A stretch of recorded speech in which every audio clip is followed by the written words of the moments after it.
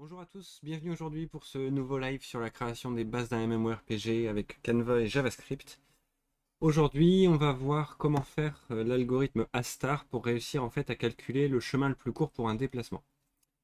Alors, premier truc, déjà j'ai rajouté un petit fichier, alors c'est quasiment la même chose que ce qu'il y avait avant. J'ai juste rajouté en fait une case bleue comme ça pour qu'on puisse marquer le chemin pour voir un peu ce qui se passe.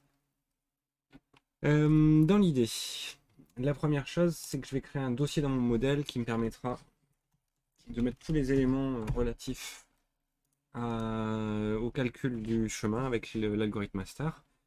Et on va aller commencer à le faire. Alors avant de commencer, je vais déjà vous expliquer un petit peu le concept, même si ça va pas être tout à fait clair au début, mais c'est pas grave. Le concept de l'algorithme, c'est de trouver un chemin entre deux cases. Donc par exemple, entre cette case ici et la case qui se trouve ici, il faut qu'il arrive à trouver un chemin. On peut considérer par exemple qu'il y a certaines cases sur lesquelles on ne peut pas passer. On va dire les cases avec les arbres, le personnage ne peut pas passer dessus, il est obligé de les contourner. Donc il faut qu'il puisse trouver un chemin qui soit le plus court possible entre ces deux points sans passer par des arbres. Pour ça, l'algorithme en fait il fonctionne d'une façon un peu particulière. Il commence toujours par la case d'origine. Donc il prend la case qui se trouve ici et il va regarder les quatre cases qui sont autour. Donc celle au-dessus, celle à gauche, celle en dessous et celle à droite. Et sur ces quatre cases, en fait, il va calculer un chemin heuristique. En fait, c'est un calcul à peu près de distance entre les deux. Pour vous expliquer, en fait, le calcul, par exemple, cette case-là, elle est en 0, 1, 2, 3. Donc elle est en x3 et en y1. Donc x3, y1, par rapport à la case de destination qui peut être par exemple en x8, y3, bah du coup on va prendre le x3 moins le 8 et on va rajouter le y1 moins le y quelque chose. Et on fait la somme des deux et du coup bah, ça nous donne à peu près une distance entre ces deux cases. Et la distance, du coup, c'est ça qui va nous permettre de calculer le chemin le plus court. Parce que sur ces quatre cases-là, après, on va les conserver et on va essayer de regarder laquelle a le chemin, enfin la distance la plus courte, et on va conserver cette case-là pour passer à la suite et recommencer, rechercher les quatre cases qui sont autour, calculer leur distance, et à partir de cette distance, déterminer quelle case a la distance la plus courte jusqu'à la case finale, etc. En prenant en compte des petites choses en plus, comme bah, le fait que la case précédente, on ne va pas la réutiliser, on va la mettre de côté en se disant celle-là, si on retombe dessus à un moment, parce que quand on prend les quatre cases autour, bah, celle-là, si on reprend les quatre cases autour, on revient sur celle d'avant, bah, celle-là, on va l'ignorer. Et voilà, c'est à peu près tout. Et l'idée, c'est de parcourir comme ça, progressivement sur l'ensemble des cases, jusqu'à trouver une case qui atteint la destination. Et dès qu'on la trouve, bah, c'est le chemin le plus court, parce qu'au fur et à mesure, on a toujours cherché la case la plus proche. Donc on sait que le chemin qu'on va trouver est le plus court. Ça reste légèrement aléatoire. Il y a des cas très particuliers dans lesquels l'algorithme va avoir beaucoup de difficultés. C'est surtout s'il y a beaucoup d'obstacles. Et surtout s'il y a des obstacles qui forment une sorte de cuve. L'algorithme va alors rentrer dans la cuve parce qu'il va penser que la distance est la plus courte. Sauf que finalement, ça va être une case à l'extérieur qui va faire le chemin le plus court. Il y a une grosse différence entre la distance et le chemin. La distance ne prend pas en compte les obstacles. Donc pour faire ça, on va commencer la première chose au niveau de la map. On va définir une grid. Une grid, ça va être en fait la grille dans laquelle on cherche le chemin. Ça va être relativement similaire à la map, mais on le fait avec un objet différent pour pas confondre les deux. Sur la map, on a des cases, sur la grid, on a ce qu'on appelle des nodes. C'est des nœuds qui, en fait, chaque case, c'est en quelque sorte la case qui est liée à une autre case, tandis que sur la grid, les cases sont pas liées entre elles. Alors, on va faire une classe grid.js. Comme d'habitude, on export default class grid. Dans cette classe, l'idée. Salut le 51. Donc déjà, c'est d'avoir un constructeur qui va reprendre la liste des cases dont on va se servir et aussi la taille de la map. Ça va nous servir aussi. Donc this.size égale size et this.listsquare égale listsquare. Voilà, jusque-là, rien de bien compliqué. Et donc au niveau de la map, on va faire un new, let grid égale new grid. Je ne sais pas s'il m'a ajouté. Ouais, parfait. grid, on va lui passer this.listSquare et this.size. À partir du grid, on va essayer de trouver un chemin. Donc on va faire une méthode findPath dans laquelle on a besoin de deux paramètres, la case d'origine et la case de destination. Alors les cases qu'on va lui passer, ce sont des squares, donc on va essayer de les changer en node. On va déjà faire aussi d'ailleurs la classe node, qui représente du coup un nœud. Porte default class node avec un constructeur. Un square en paramètre. Hop. Ici, on va avoir donc le this x égale square x, this y égale square y. Et on va avoir des propriétés en plus. Alors déjà, on va enregistrer aussi le square, comme ça nous servira pour la fin. Égale square. Alors, du coup, ce sont des centres de cases, pas vraiment, c'est la représentation d'une case. La différence, c'est qu'une case sur la map, c'est juste une case sur laquelle on affiche une texture, sur laquelle éventuellement on peut avoir un personnage ou ce genre de choses. Un node, c'est en quelque sorte une case, mais qui est liée à une autre case. Et ça va permettre en fait de lier une case enfant à une case parent. Et c'est cette liaison de cases les unes après les autres qui va faire le chemin. À partir de la case de destination, à la fin, on sera capable, parent par parent, de revenir jusqu'à la case de départ. Et du coup, de trouver le chemin le plus court qui a été trouvé par l'algorithme. Et on va avoir une méthode du coup heuristique qui permet de calculer l'heuristique. Alors cette méthode, elle va avoir besoin du parent, donc la case parente à partir de laquelle on a trouvé, comme je vous expliquais tout à l'heure, on va avoir une case, on prend les 4 autours, et c'est une des 4 autours pour laquelle on va calculer le heuristique, à laquelle on va passer le parent. Donc la case à partir de laquelle on a trouvé les 4 autours. L'idée c'est donc déjà enregistrer le parent, comme ça on sait d'où on vient. On va aussi calculer 3 propriétés. Alors il y en a une qu'on appelle généralement le G, en fait c'est le poids de la case. On part de la case d'origine et à chaque fois qu'on va se déplacer d'une case, on va rajouter un AG. Comme ça va rajouter un poids qui va nous permettre de calculer quel est le poids de cette case pour arriver à la destination. Donc 6.40.g plus 1. On lui ajoute 1 à chaque fois. On va avoir une deuxième propriété qu'on appelle le H pour heuristique, qu'on calcule, comme je vous avais dit tout à l'heure, avec la destination. Donc la destination, ça va être le this.x moins destination x plus this.y moins destination.y. Le souci, c'est qu'on peut avoir des valeurs négatives. Alors là, dans le cas qu'on a fait, normalement, non, mais dans certains cas, des maps, on peut avoir la case 0, 0 qui est au centre et du coup avoir des cases moins 1, moins 2, moins 3 ou qui montent, etc. Donc pour ça, il faut bien prendre la valeur absolue. Donc c'est pour ça qu'on va toujours faire un math abs pour prendre la valeur absolue. Ça fait que si le résultat c'est 5 ou moins 5, la valeur absolue ça ressortira 5 quoi qu'il arrive. La valeur positive associée au nombre. Et donc la valeur absolue de ça nous fait la distance. Pour vous montrer un tout petit exemple sur la map, par exemple entre la case qui est en 1-1, donc celle qui est ici, et la case qui est en 2-2, celle qui est ici, quel que soit le chemin qu'on prenne, en tant qu'humain on est capable de le trouver facilement, soit on passe par ici, soit on passe par ici. Et dans les deux cas, on fait deux cases pour arriver au résultat, et ici, deux cases pour arriver au résultat. Et si on reprend 1, 1 et 2, 2, 1 moins 2, ça fait moins 1, en valeur absolue, ça fait 1, et 1 moins 2, ça fait moins 1 aussi, en valeur absolue 1, donc 1 plus 1, 2. Donc on a bien une distance de 2 entre les deux cases. Si on prend celle qui est en 3, 3, ou même si vous voulez celle en 3, 2, pour pas avoir toujours des cases en diagonale, donc 1, 1 et 3, 2, ça fait 1 moins 3, ça fait moins 2, 2, en valeur absolue, et 1 moins 2, 1, ça fait 2 plus 1, 3, et on a bien 1, 2, 3 cases pour arriver au résultat. Donc on a bien la distance à chaque fois qui est calculée par cette fonction-là. Et on a une dernière propriété qui est le thisF, qui est en fait la somme des deux. Donc c'est la somme du H plus la somme du G.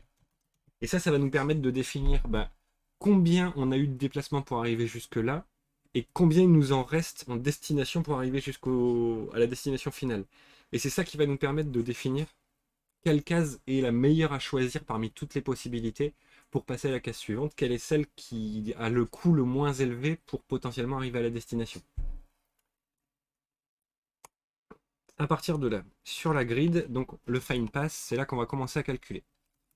Alors le premier truc, on va changer origine.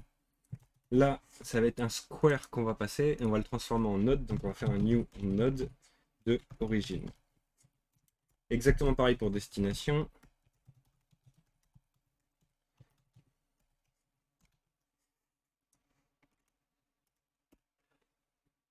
Ensuite, ce qu'on va faire au niveau de la case d'origine, on va définir le G à 0. C'est la case d'origine, donc il n'y a pas encore de déplacement. Donc la valeur G qui est le poids pour arriver jusque là, on le met à 0. Et du coup, le F, on va le mettre aussi à 0. Pour l'instant, il n'y a pas eu de coup pour y arriver. Ensuite, on va faire deux listes. Il y a une liste qu'on appelle la liste ouverte, donc open list. Je vais la laisser vide pour l'instant. Et il y a une liste qu'on appelle la liste fermée, donc la close list. Ça va nous permettre de retenir deux choses. Le open list, c'est les cases où on est déjà passé dessus, mais on les a pas encore traitées, donc potentiellement, si jamais à un moment on est bloqué dans notre chemin, on peut revenir sur ces cases-là pour essayer de trouver un autre chemin. La close list, par contre, c'est les cases pour lesquelles on a déjà calculé, et donc ces cases-là, on ne va plus essayer de trouver de chemin à partir de ces cases-là, ça sert à rien, on a déjà testé. Ensuite, on va faire une boucle. Alors, on va faire une boucle do while. Je ne sais pas si vous avez déjà vu ça. Vous connaissez peut-être la boucle while. Tant que la condition est vraie, à ce moment-là, on continue à boucler.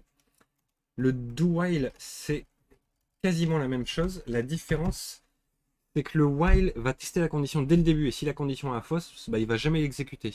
Le do while va exécuter une première fois. Et c'est seulement à la fin de l'exécution de la première fois qu'il teste la condition. Et si la condition est toujours vraie, on va recommencer une deuxième fois. Donc do while, et on va le faire en fait tant qu'on a des éléments dans OpenList. Donc en fait tant qu'on a des cases qu'on n'a pas encore testées.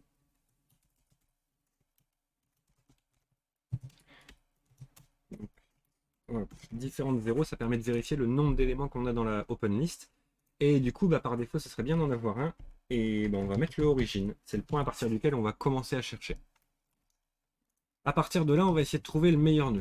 Alors le meilleur nœud, comme je vous avais dit, on va chercher dans les 4 cases à côté de la case sur laquelle on se trouve actuellement. On va faire une petite méthode en plus, ça nous permettra de bien séparer les choses. Donc une méthode getBestNode. GetBestNode égale nul. On va le définir à nul pour le moment.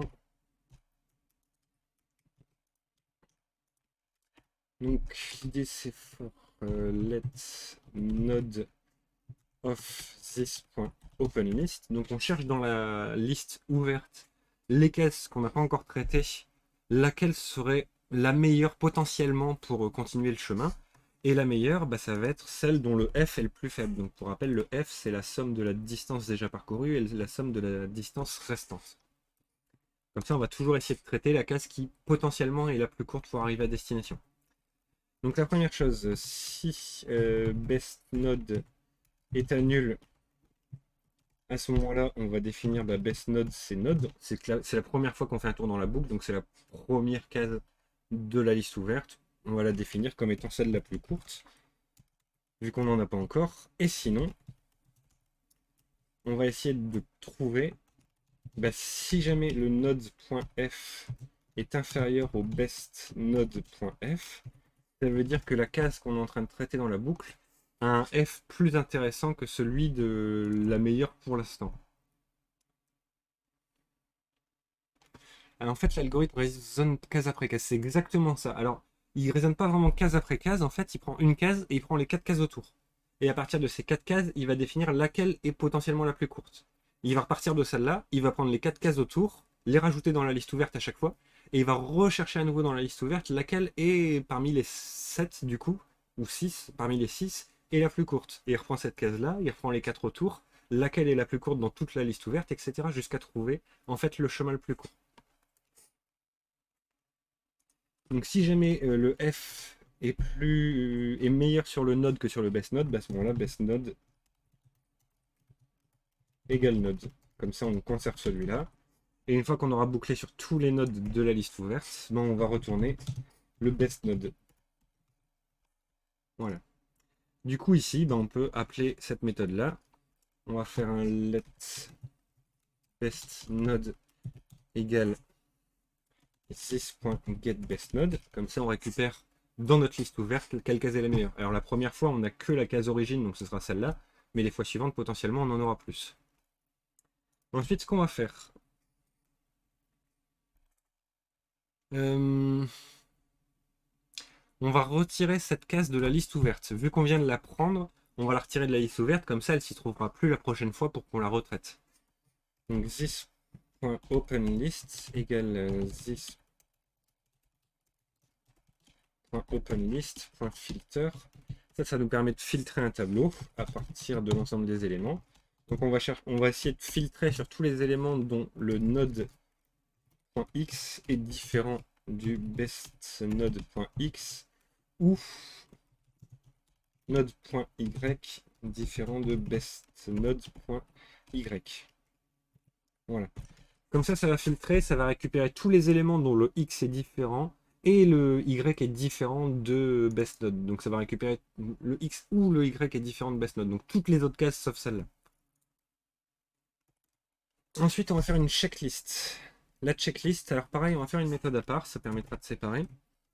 On va faire un getChildNode. L'idée, c'est de récupérer, du coup, comme je vous ai dit, les 4 cases autour de la case qu'on est en train de traiter. Donc getChildNode, on va lui passer 2 éléments. On va lui passer la case sur laquelle on est en train de traiter, donc on va l'appeler parent ici. Et on va lui passer la destination. L'idée, c'est de faire une checklist. Donc let checklist égale un tableau vide pour le moment. On va ajouter un nœud. Alors l'idée, c'est de trouver les nœuds qui sont au-dessus, en dessous, à droite et à gauche. Déjà, on va vérifier parce que si jamais on est sur le bord de la map, on va pas récupérer la case qui est ici au-dessus, elle n'existe pas. On va pas récupérer celle à gauche non plus, elle n'existe pas. Donc déjà, on va vérifier si parent.x est supérieur à 0. S'il est supérieur à 0, ça veut dire qu'on n'est pas sur le bord gauche de la map. Dans ce cas-là, on peut essayer de récupérer la case qui se trouve à gauche. Donc on va faire un let node left égale new node. On crée un nouveau nœud. Et on va le créer à partir de this.listSquare, donc la liste des cases de la map qu'on avait enregistrée à l'origine. On va essayer de trouver une case dont le x est égal à parent.x-1, donc à gauche, et square.y égal parent.y, donc juste la case à gauche. Si on trouve cette case, à ce moment-là, on va lui faire calculer le heuristique de cette case. Un heuristique. En lui passant le parent et le destination. Pour rappel, le heuristique, c'est la méthode qui se trouve ici, qui permet de calculer G, H et F pour avoir le poids de cette case. Et cette case, on va la rajouter donc à checklist. Push node left. Voilà. On a la case de gauche. Il n'y a plus qu'à faire celle au-dessus, celle en dessous, celle à droite et celle en... et c'est tout. Alors celle à droite, on va faire if parent.x inférieur à this.size.width-1. Donc le size, pour rappel, c'est la taille de la map qu'on avait passée ici, qu'on a enregistrée. Et par exemple, si on a une map qui a 15 en largeur, ça veut dire qu'il y a des cases qui vont de 0 à 14. Donc si jamais le x est inférieur, ici 15 moins 1, 14, s'il est inférieur à 14, à ce moment-là, on a une case à droite. S'il est supérieur ou égal à 14, ça veut dire qu'on est au bord de la map, et à ce moment-là, on ne va pas aller chercher à droite. Donc, on va reprendre exactement la même chose. Node right, sauf que cette fois-ci, ça va être x plus 1.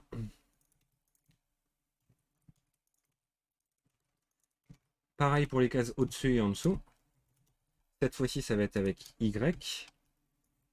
Donc si y est supérieur à 0, à ce moment-là, je vais reprendre celui-là, et au même. Donc s'il est supérieur à 0, on va aller chercher la case au-dessus, donc le node top. à partir de la case qui a le même x et un y moins 1. Et le dernier, la case en dessous, avec y inférieur à 10.size.8 moins 1, on a le node bottom, dans lequel on va chercher y plus 1.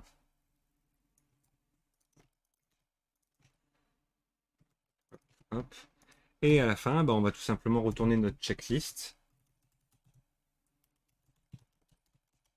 Donc notre liste des 4 cases qui sont autour de la case qu'on est en train de traiter actuellement.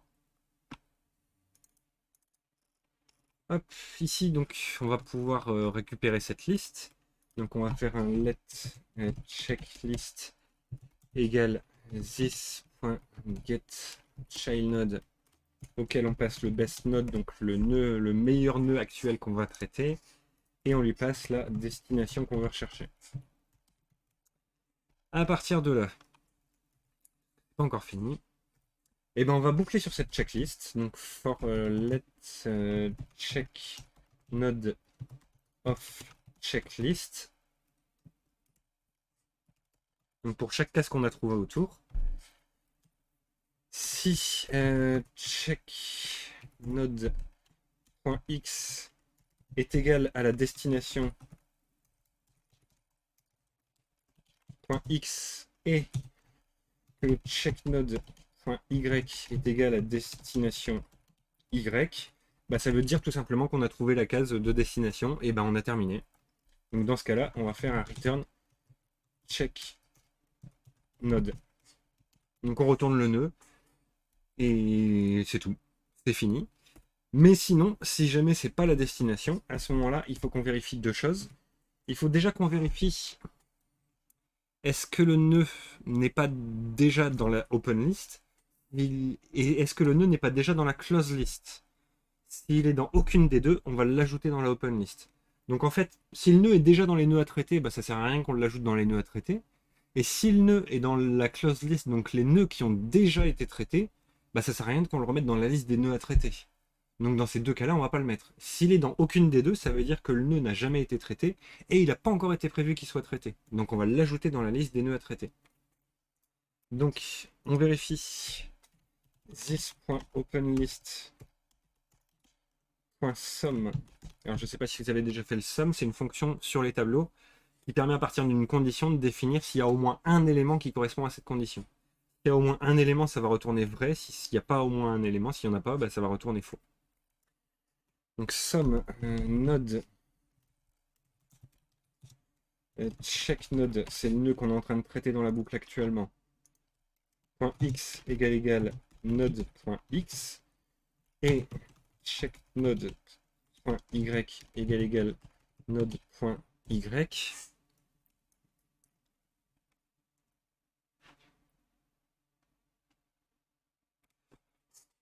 Je suis en train de réfléchir, il y a un petit truc en plus. Il faut aussi vérifier si jamais il y a déjà ce nœud dans la liste, ce qui peut arriver que dans le open list, il y ait déjà un nœud.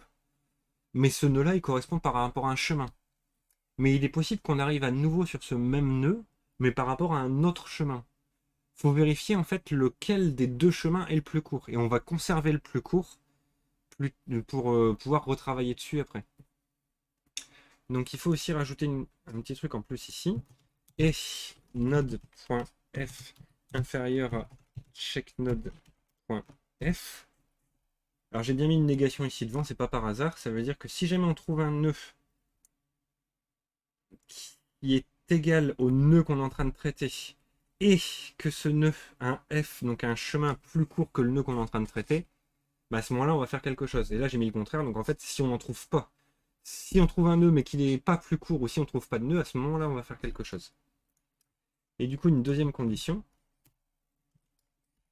This.closeList.sum. On va vérifier est-ce que le nœud est déjà dans la close list. CheckNode.x égale node.x et checkNode.y égale node.y. Et de la même façon, on va vérifier aussi dans la close list si jamais on n'a pas trouvé plus court pour arriver à ce nœud-là. Parce que de la même façon, c'est peut-être un nœud qui a déjà été traité, mais peut-être qu'on a trouvé un chemin plus court pour y arriver. Et dans ce cas-là, bah, ce chemin potentiellement est meilleur, mais ça risque de faire une boucle infinie. Donc non, on va pas le traiter du tout dans ce cas-là. S'il est dans la close list, il est traité et c'est tout. Et dans ce cas-là, bah, on va rajouter dans open list le check node. Donc si je reprends rapidement, je récapitule un petit peu. On commence par chercher dans notre open list, donc dans notre liste de nœuds à traiter, on cherche celui qui a le meilleur F, le meilleur chemin actuel pour arriver à la destination. On le retire de la open list. On regarde les 4 points qui sont autour. Et pour ces 4 points, on va vérifier d'abord est-ce que ce point est la destination. Si c'est le cas, ben on arrête tout. Si c'est pas la destination, on va regarder est-ce que ce point-là est déjà dans la node list et est-ce qu'il a déjà un meilleur chemin dans la node list et est-ce que ce point-là est déjà dans la close list. Et dans les deux cas, s'il est présent dans la open list avec un meilleur chemin ou s'il est présent dans la close list, ben on va rien faire. Par contre, s'il n'est pas présent dans la close list et qu'il n'est pas présent dans la open list ou qu'il est présent mais avec un moins bon chemin, on va ajouter ce nœud dans la open list. Voilà. Et une fois qu'on a fini ça, ben on va tout simplement ajouter aussi le nœud parent, donc le best node qu'on vient de traiter, dans la close list.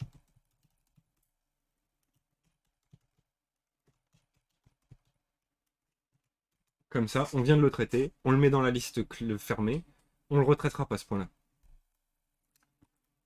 Voilà, c'est à peu près tout. Là, cette fois-ci, je pense qu'on a fini. Parce qu'au fur et à mesure, il va parcourir les cases comme ça, les unes après les autres, jusqu'à trouver la destination la plus courte possible. Alors, on va aller tester ça. Euh, Je rouvre ici. Alors, je l'avais déjà normalement, oui. Je vais prendre les outils de développeur. Hop. Et je vais aller appeler donc this, pardon, game.map.grid, je crois, non. Game.grid directement. Non plus. Je ne l'ai peut-être pas créé encore. Hop. Au niveau du game, non, je ne l'ai pas encore créé. Alors je vais retirer les personnages parce que là, pour l'instant, ils vont plus nous gêner qu'autre chose.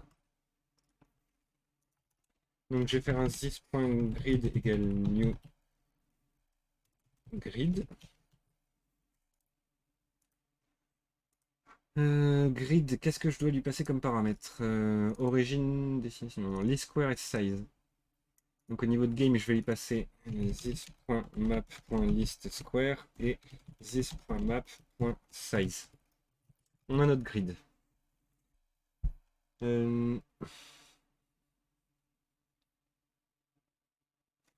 Alors ce serait mieux de le faire dans le map.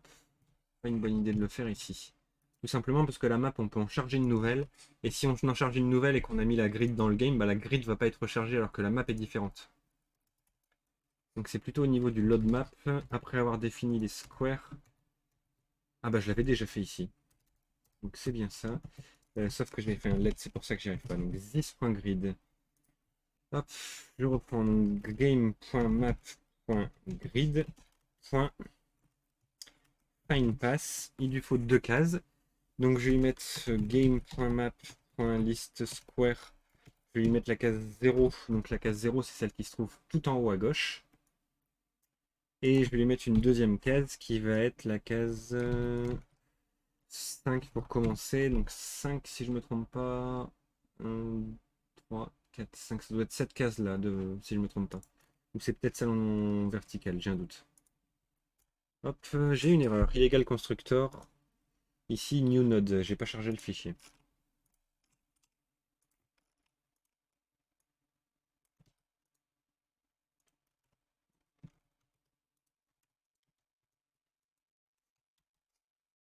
Donc import node. Node. Hop, on recommence. Voilà. Donc là, il m'a retourné quelque chose. Il m'a retourné une case qui se trouve en 0,5. Donc elle est ici, la case. Et cette case, du coup, ben, on voit qu'à chaque fois, vu qu'on a ajouté le parent, Bon, on a la case précédente. Donc la case 0,5 elle provient de 0,4, la case 0,4 elle provient de 0,3, la 0,3 de 0,2, la 0,2 de 0,1 et la 0,1 de 0,0. Et c'est tout. Donc en fait on arrive à partir de la case finale à remonter à la case d'origine, case par case. Alors le truc c'est que ça va pas être hyper pratique à traiter ça, parce que au final c'est un objet qui est dans un objet qui est dans un objet qui est dans un objet, etc. Et là on en a que 5, si on en avait 50, ça serait pas super pratique. Donc on va rajouter une petite méthode, on parle généralement de méthode, comment? Je retrouve plus le nom, c'est pas grave, ça me reviendra après. Et c'est une méthode qui va permettre de récursive, c'est ça, une méthode récursive qui va permettre de pouvoir traiter le même élément en boucle et en passant d'un parent à un parent ou d'un enfant à un enfant progressivement. Alors on va être au niveau de grid. Donc au niveau de grid, ce qu'on va ajouter, c'est une méthode en plus. On va l'appeler getPass par exemple. Donc avant findPass, je vais faire une méthode getPass qui va prendre exactement les mêmes paramètres, vu qu'elle va appeler findPass juste après. Hop. Cette méthode, qu'est-ce qu'elle fait? Elle définit un tableau qui est le chemin. Il manque un Y. Elle va récupérer aussi du coup le hierarchic path, donc ce qui est calculé par le find path juste en dessous. Donc 6.findPath origine destination. Et là on va boucler dessus. De la même façon on va faire un do while, ou on va faire un while tout court d'ailleurs ici. Hierarchic path différent de nul. Alors je vais rajouter un petit truc aussi ici. Return nul, c'est dans le cas où on n'a pas trouvé de chemin, ça peut arriver si jamais le chemin est complètement bloqué. On n'a pas encore fait la gestion des blocages, mais vous allez voir, ça va être juste un tout petit truc à rajouter après. Donc tant que hiérarchique pass est différent de nul, on va continuer à boucler. Et on va ajouter du coup dans pass, push, notre square. Donc hiérarchique pass, square. Pour rappel, on l'avait enregistré tout au début, je vous avais dit que ça allait servir dans le node. Quand on passe le square, on crée le node et on garde le square. Comme ça, on garde le square de la map qu'on voudra utiliser après. Donc on rajoute le square. Ensuite, on va faire hierarchic pass égale hierarchic pass point parent. Comme ça, on récupère le parent pour le traitement suivant dans le même tour de boucle.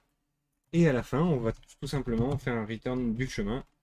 Point reverse, parce que pour rappel, on commence de la destination pour remonter parent par parent jusqu'à arriver à la case d'origine. Nous, ce qui nous arrangerait, c'est avoir le contraire, partir de la case d'origine pour arriver à la destination. Donc reverse, ça permet de retourner le tableau, inverser complètement les éléments. Cette fois-ci, du coup, on va pas faire un find pass, mais un get pass. Hop, je récupère bien un tableau dans lequel j'ai 5 cases qui vont de 0,0 à 0,5. J'en ai 6 d'ailleurs. 0,0, 0,1, 0,2, 0,3, 0,4, 0,5. Voilà, on a notre chemin. Alors vous allez me dire, c'est un chemin assez facile encore. On pourrait faire un chemin beaucoup plus difficile. Là par exemple, j'ai une map qui doit faire 15 par 7 de mémoire. 15 par 7, ça fait 105 cases. Donc on va récupérer la case 104, c'est la dernière. Hop, là on a un chemin de 21 cases qui commence de 0,0, qui va en 1, 2, 3, 4, 5, donc il se déplace vers la droite jusqu'à arriver à la case 14,0, la dernière, et après il va vers le bas jusqu'à la 14,6 qui est celle ici en bas. On va rajouter une petite complexité, c'est la gestion des collisions. Donc ça va être assez simple. Au niveau du node, on va rajouter une propriété this.isBlocked pour dire la case est bloquée, on ne peut pas passer. Et on va définir, comme on avait dit pour les arbres, donc si par exemple square.tile.key est égal à tree, donc si c'est un arbre, à ce moment-là, isBlocked va être à true et sinon ça va être à false. Et du coup, on va rajouter une petite condition au niveau de notre algorithme qui va être tout simplement que si notre case est bloquée, on ne va pas la conserver, on ne va pas la rajouter dans la open list. Donc on ne va pas la traiter cette case. Donc if not checkNode.isBlocked. Donc si la case n'est pas bloquée, à ce moment-là, on fait nos traitements, et sinon, on ne les fait pas. Alors j'avais préparé un petit exemple pour ça avec une map. Je vais reprendre la map. Hop.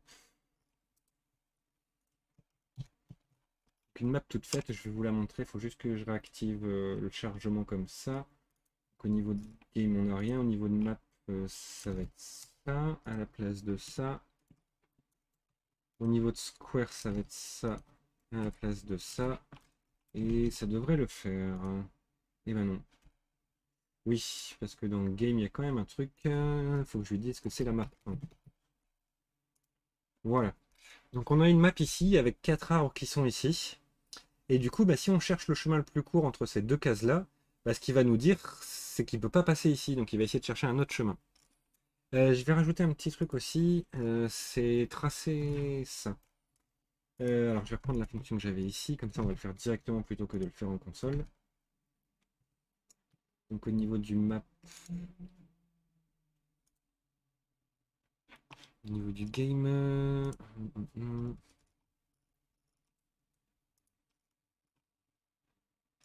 j'ai un doute. Alors, je réfléchis 2 secondes.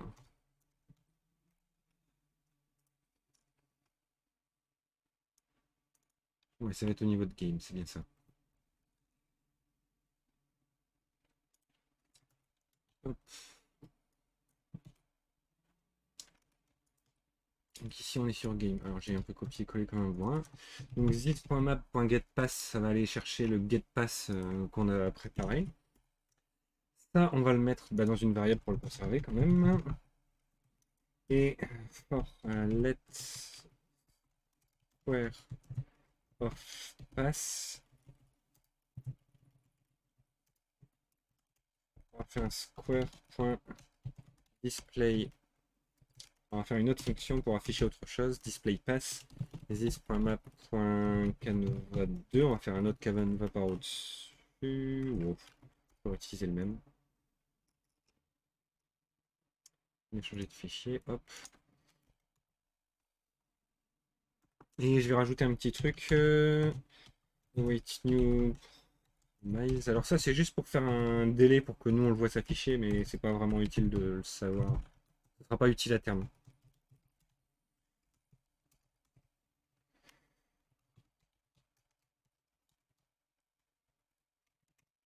Voilà, du coup normalement il devrait tracer une case et attendre 250 millisecondes avant de tracer la suivante. Si je retourne dans Square, il va falloir que je fasse cette méthode displayPass.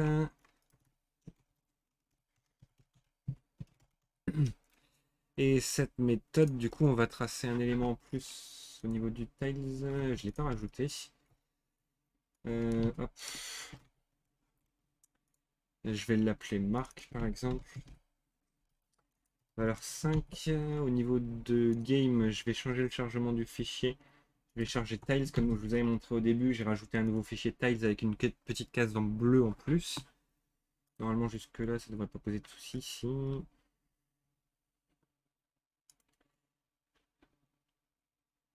Euh, tiles.js.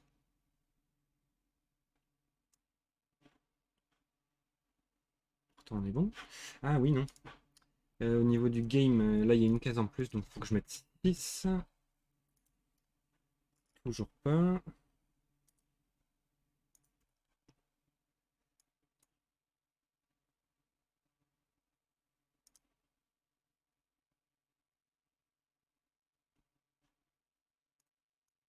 Hop. Alors, je vais faire un petit watch pour regarder ce qui se passe. A priori, c'est ça qui est undefined à un moment. Donc, j'ai ajouté un watch. Je sais pas si je vous ai déjà montré ça. C'est assez pratique parce que ça va s'actualiser à chaque fois que je passe dedans, normalement. Cannot read property list item of undefined. Alors non, c'est pas ça. C'est ça qui est undefined. Cette partie-là. Add to watch. Celui-là, je vais le retirer. Je reprends. Donc là, bah, dès le début, il a undefined. Le file, c'est Tiles 2. Ah oui, j'ai encore des files qui sont à Tiles 2 dans mon square. Ici, ici et ici. Hop, je reprends. Cette fois-ci, on a bien un object. Hop, je vais continuer. J'ai une erreur. Node.js. À quel moment? Donc là j'ai bien un X, je vais remettre un point d'arrêt conditionnel. Euh,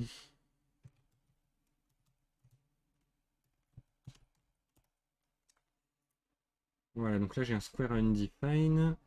Dans mon find pass, je vais pas passer de destination peut-être. Au niveau de game. Ah bah non, je vais passer une destination qui est beaucoup trop loin. J'ai une map qui est beaucoup plus petite là cette fois-ci. Cette map là, elle fait 5 par 5. Donc je vais aller de 0,0 à 0,5. Je crois que c'est ça, on va le savoir rapidement de toute façon après. Voilà, cette fois-ci on n'a plus d'erreur, ça je vais le retirer. Et il fallait que je finisse dans Square le display. Donc dans Square, bah, je vais reprendre ça. Sauf que là je vais afficher marque. Et je vais l'afficher exactement sur mon Square.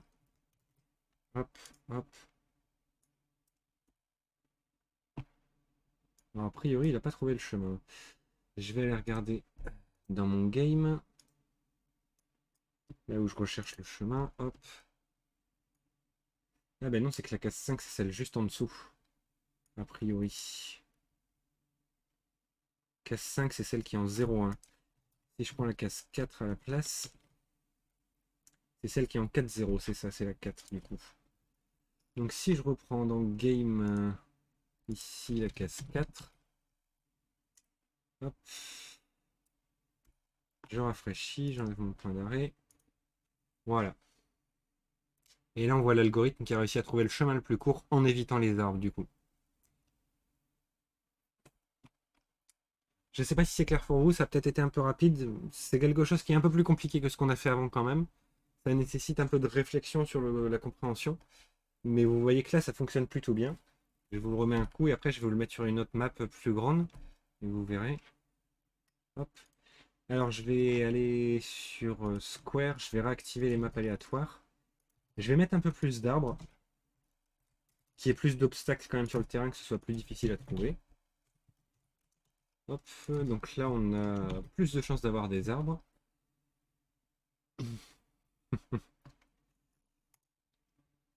Et je vais réactiver ça. Et dans Square, il faut que je désactive ça. Et dans Game, je vais reprendre le map de... Hop.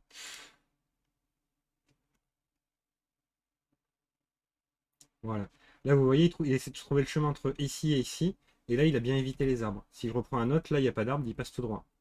Là, a priori, bah, la destination c'est un arbre, il est bloqué, donc il n'a pas trouvé d'endroit. Et du coup, il y a une erreur.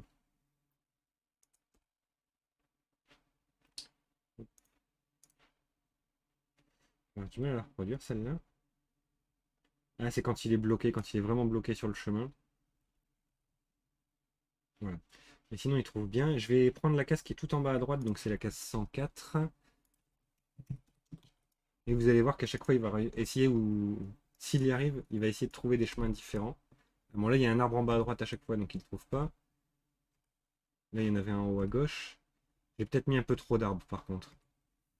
Du coup, il y a toujours un obstacle. Là, par exemple, il y a un chemin qui existe. Donc là, il vient de trouver le chemin le plus court pour y arriver. Je vais mettre un tout petit peu moins d'arbres parce que là, ça complique un peu les choses. Voilà. Donc là, il trouve un chemin le plus court pour aller jusqu'à la case, de la case en haut à gauche à la case en bas à droite. Sur une autre map, bah, il va trouver un autre chemin par rapport aux obstacles. Et vous pourrez regarder autant de fois que vous voulez. Ce sera toujours le chemin le plus court. Vous ne trouverez pas un chemin plus court que celui-là. Vous pourrez peut-être trouver un chemin qui a exactement la même distance. Mais ce ne sera pas plus que exactement la même distance. Vous ne trouverez jamais un chemin plus court.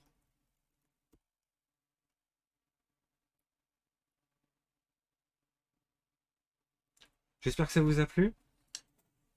Pour rajouter un petit peu de difficulté, il y a un truc qu'on peut faire qui est sympa aussi. C'est de rajouter des coefficients. Par exemple, dire que bah, les cases d'herbe, on marche très vite dessus. Alors que les cases de terre, on est plus lent dessus. Donc rajouter en fait un coefficient. Ce coefficient, il est assez simple à mettre en place. Il suffit au niveau du square, non, au niveau du node, de faire un switch. sur square.tile.key. Hop, case. Si c'est un arbre, bah, tout simplement il est bloqué.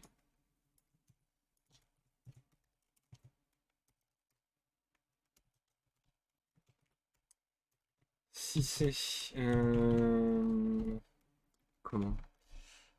Et je me rappelle plus les noms. Il y a le bush et grasse pour l'herbe. Donc si c'est de l'herbe, à ce moment-là, on va faire un 6 point.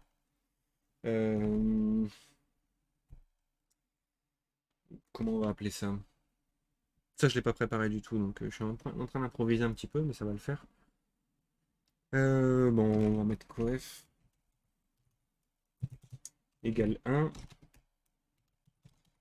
Case ground, on va mettre un coef à 1,5. Du coup, ça va être plus lent. Ou on peut mettre plus rapide d'ailleurs pour celui-là, 0,8 par exemple, il est un petit peu plus rapide. Et case bush, donc quand il y a un buisson, ça ralentit. Coef égale 2.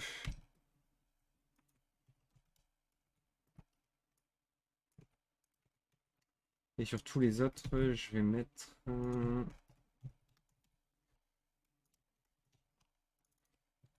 bah, je vais le mettre par défaut, comme ça il ne l'écrasera que pour tri. Je vais mettre mes breaks quand même, qu'on ne fasse pas tout. Hop.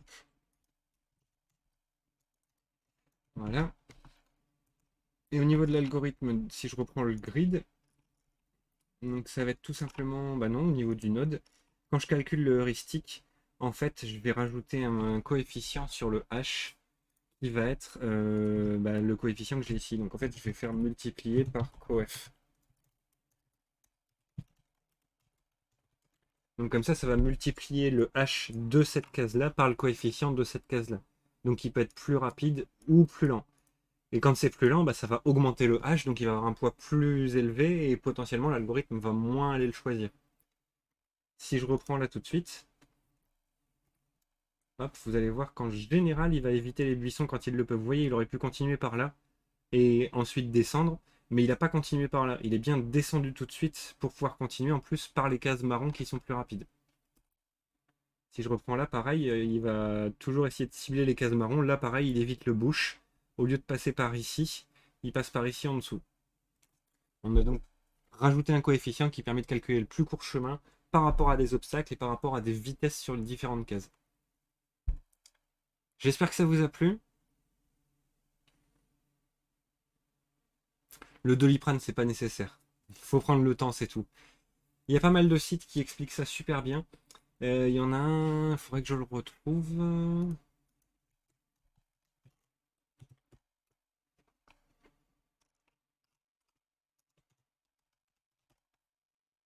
Ah, c'est celui-là. Celui-là, il est génial. Parce que justement, il vous montre comment fonctionne l'algorithme. Si on fait un start cherche, il montre les cases qu'il a cherchées et à chaque fois quelle case il a retenue pour arriver jusqu'à l'arrivée. Et le truc, c'est qu'on peut rajouter des obstacles. Donc par exemple, je peux rajouter un obstacle ici. Et du coup, on voit comment l'algorithme cherche case par case pour trouver le chemin le plus court. Et on voit donc toutes les cases en bleu, c'est les cases qui ont été traitées. Les cases en verte, c'est celles qui sont dans la open list. Et le chemin, bah, c'est le trait qui reste ici à la fin. Et c'est exactement cet algorithme-là. Et on peut faire donc, pour vous montrer, le petit défaut de cet algorithme, c'est sur des cas qui sont comme ça, où il va commencer par aller chercher du coup tout droit parce que c'est le plus court. Je ne sais pas comment on fait pour tracer le point vert d'ailleurs, ce serait pratique. Click within the wild grid and drag your mouse to drag the green node to set the start position. Ouais. Ah voilà, on peut le draguer. Drag ça veut dire faire glisser. Voilà, si je vous montre ça, en tant qu'humain, nous, ce qui nous paraîtrait le plus cohérent, bah, c'est qu'il passe tout de suite par ici pour aller chercher le chemin ici. Sauf que c'est pas ce qu'il va faire, il va d'abord aller chercher par là, avant de revenir en arrière pour aller chercher le chemin ici. Au final, il trouvera que c'est bien ce chemin-là le plus court, mais il va avoir perdu beaucoup de temps à chercher de l'autre côté. Je le mets en route, voilà. Vous voyez ce qui se passe? Et là, il trouve le chemin le plus court. C'est le seul défaut en fait de cet algorithme de recherche de chemin le plus court, C'est qu'il cherche par rapport à la destination sans prendre en compte les obstacles. Donc il cherche le chemin le plus court, et si ça bloque, et ben à ce moment-là, il va revenir en arrière pour essayer d'en trouver un autre jusqu'à trouver un chemin qui passe.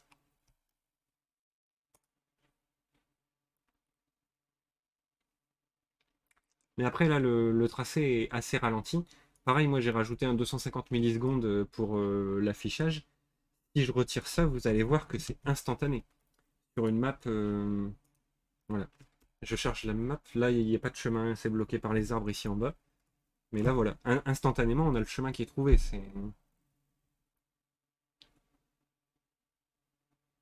C'est possible de partir de la destination jusqu'au truc vert. Bah oui, c'est la même chose, mais à ce moment-là, on considère que le point de départ, c'est celui où on veut aller, et on considère que le point d'arrivée, bah, c'est celui d'où on démarre. C'est la logique inverse qui va donner exactement le même chemin au final. Je peux inverser si vous voulez, vous allez voir. Je vais le faire 2 fois, et vous allez voir qu'on va avoir un seul tracé. Donc là, je pars du point de destination, celui où je veux arriver, pour arriver au point de départ. Et là, j'ai une erreur. Ah oui, passe, il est déjà défini. Hop, je vais le tracer 2 fois, ça sera mieux. Prouver ce que je dis. Hop, je reprends. Là, vous voyez, on a un seul chemin. Quoi qu'il arrive, on a toujours un seul chemin. Il est renforcé. Alors, on en a deux différents des fois. Il n'a pas pris exactement le même. On voit qu'il y a des cases qui sont un petit peu en transparence par rapport à l'autre. Mais au final, c'est deux chemins qui ont exactement le même poids. Ça, je peux vous le montrer. Hop, console.log passe. Je vais faire la même chose en dessous. Alors, oui, il y a les 23, 27, mais c'est avec les coefficients.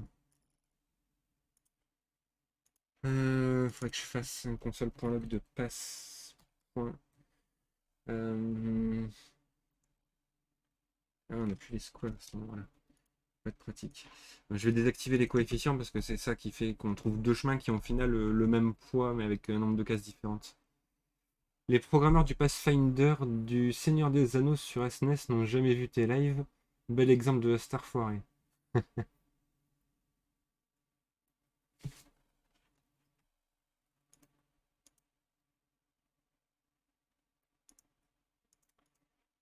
Faudrait plus que je le fasse au niveau du map. Ouais. Du grid. Ouais, ici. Ici, je vais faire du coup un. Là, il me récupère les squares. Let weight égale 0.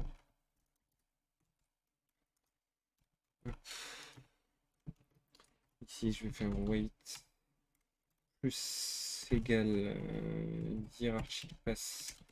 Ouais, je l'avais appelé comment d'ailleurs ici? C'est dans Node. Coef. On va plus l'appeler weight, c'est ça que je cherchais tout à l'heure. Hop, console.log weight, comme ça on va avoir le poids des deux chemins qui s'affichent.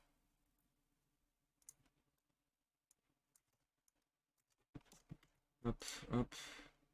Là, il n'y a pas de chemin. Oui, il y a un arbre. Voilà. Là, on a le poids des deux chemins normalement. None. Ok.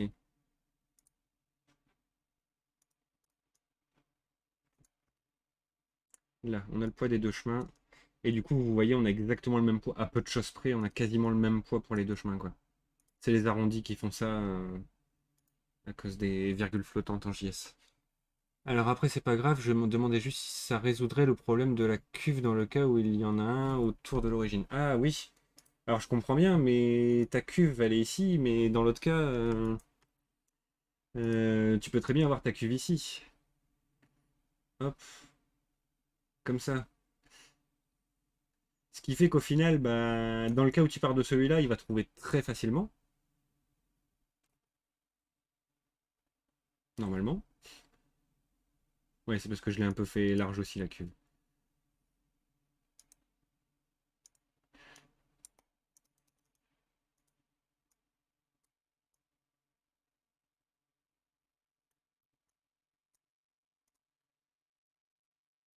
Ouais, dans ce cas-là, il va trouver relativement facilement. Alors que si on fait l'inverse, bah, il va avoir du mal à trouver. Oh, tout est relatif après, hein. Et après, c'est toujours pareil aussi. Là, on est en ralenti pour montrer comment ça fonctionne, mais ça va très très vite, hein. En JavaScript, je pourrais vous faire une carte, je peux vous montrer ça avec une map en 150 par 150. Donc c'est une très grosse map, 150 par 150, ça fait 2250 cases, je crois. 22 500 cases, pardon. Donc 22 500 cases, ça fait assez énorme. 22 500, ça fait 22 499 pour la dernière. Je vais retourner sur map. Non, sur game. Game, game, game. Je vais retirer le deuxième. 22 499. Donc on cherche un chemin qui va de la case tout en haut à gauche à la case tout en bas à droite. Je vais vous donner l'URL du site juste après. Hop, je reviens sur ma map. Là, il y a eu une erreur. Voilà. Vous avez vu le temps qu'il a mis à trouver le chemin, c'est une seconde à peu près. Et pourtant là la map est immense, elle est vraiment immense, il y a 22 500 cases à traiter une par une dans l'algorithme A étoile, pas un star. Donc il a réussi à trouver un chemin très très rapidement malgré une complexité énorme. C'est moins d'une seconde.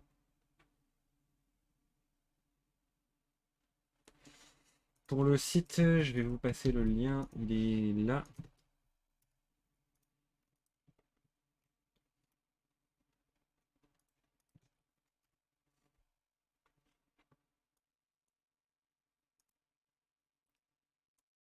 Et je pourrais le refaire en tracé avec une petite attente de 25 millisecondes, ça sera déjà bien.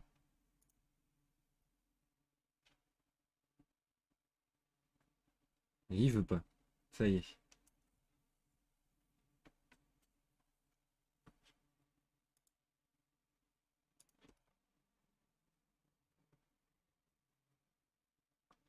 Voilà, avec l'attente, il est beaucoup plus long du coup.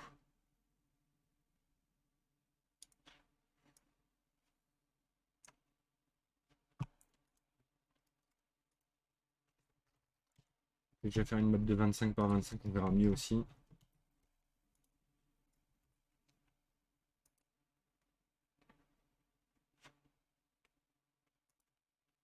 Je l'ai fait planter, je lui en ai trop demandé là. Alors là, il y a un arbre. Là, il y a un chemin bloqué a priori. Alors... Ah bah oui, non, la case n'existe pas. On en est trop. 25 x 25. 625. Donc on va être sur la case 624.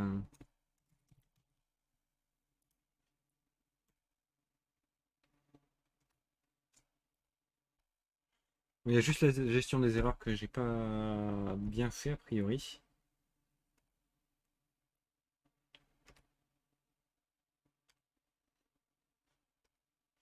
Je vais rajouter beaucoup d'arbres, je vais regarder ça rapidement. Hop, alors déjà dans Node, je vais retirer. Pas dans Node. Dans Grid. Voilà ici, je vais retirer la calcul, ça ne me sert à rien ça. Hop. Je disais je vais rajouter beaucoup d'arbres. Dans Square du coup, hop.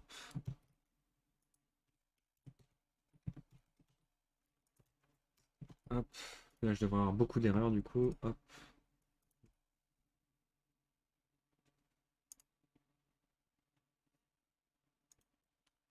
Je vais agrandir un peu ça.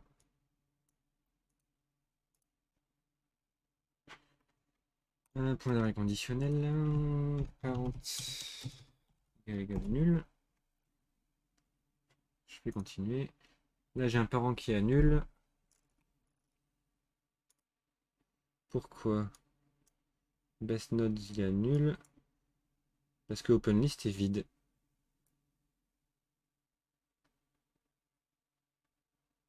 Parce que j'ai fait une faute ici en bas. Tout simplement. Il est où le grid? Ici. TH au lieu de HT. Je sais que je vais être chiant, mais si on ne voit pas la case de destination, genre si le personnage a un champ de vision limité à X cases, ça se passe de la même façon.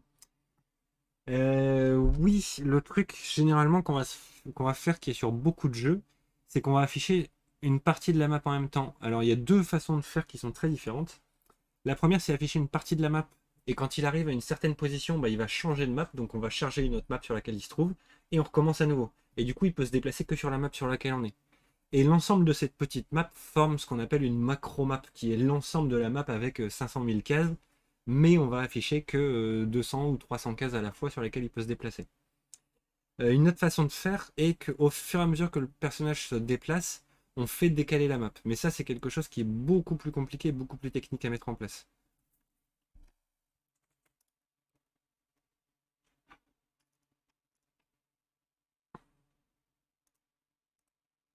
Du coup, j'ai corrigé l'erreur. Là, cette fois-ci, quand il trouve pas de chemin, et ben, il me met pas d'erreur, tout simplement.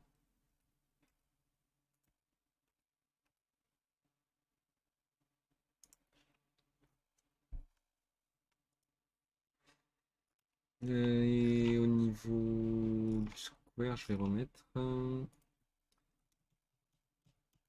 un peu moins d'arbres quand même. Voilà. Et là, on trouve des chemins. Là, on est bloqué. Voilà.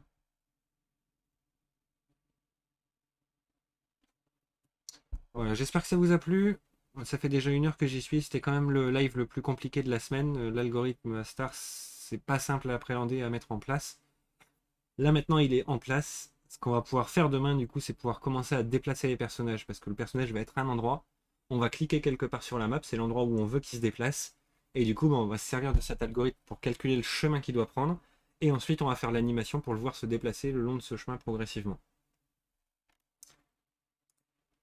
Je vais en rester là pour aujourd'hui. Merci à tous d'avoir été présents. J'espère vous revoir demain, donc même heure pour le live au même endroit sur la chaîne Twitch de Training Dev. Et bonne journée à tous.